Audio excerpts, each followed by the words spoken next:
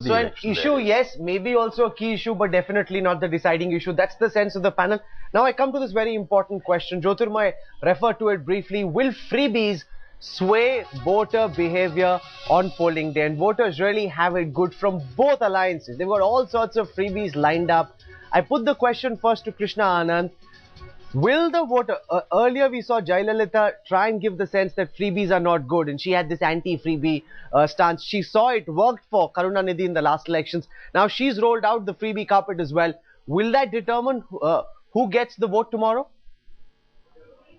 Well, I mean, I think, it's become a big joke, and on the face of it, it's vulgarization of democracy. Having said that, I really do not think freebies are really going to determine which way people vote. But let me just sort of take us back to the previous subject of discussion about the Dalit aspect.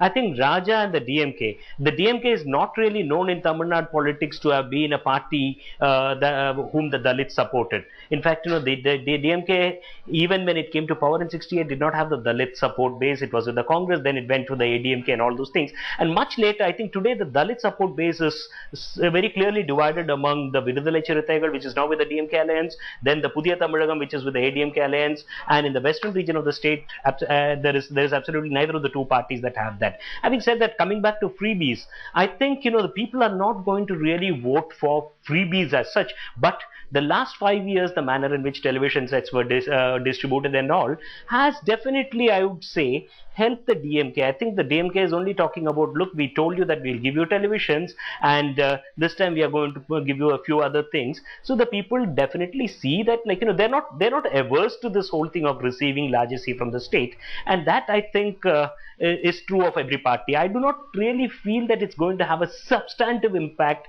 the way people vote. Because, if at all it has, it will have a marginal impact in favor of the DMK. Mr. Iyer, because now the freebies are negating each other. You got a mixer grinder, you got a laptop, so the viewer has to decide what is my greater priority and then vote accordingly. May I first register my extremely strong protest against this very middle class expression, freebies.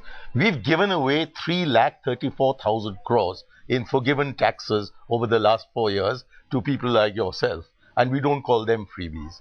These are not freebies. These are essential requirements of the people. And what is amazing in Tamil Nadu in the last 5 years is that after Karunanidhi said that he will give rice at 2 rupees a kilo, he's ended by being able to give rice at 1 rupee a kilo.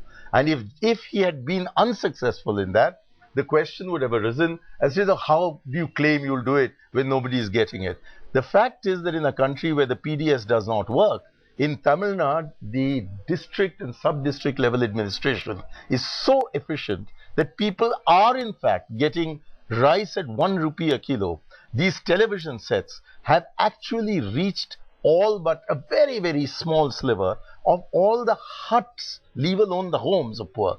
And along with that, the electricity has been actually delivered. So when you talk about freebies, you're talking about a system of administration which, using the panchayat system and using democratic politicians, the MLAs and so forth, is the one which ensures that what are the entitlements of the people as declared by the government reach them. That is why the argument has changed. So please don't trivialize. This is not a matter of freebies, and it's not a matter of voting for a mixer or voting for a grinder. It is for extraordinarily efficient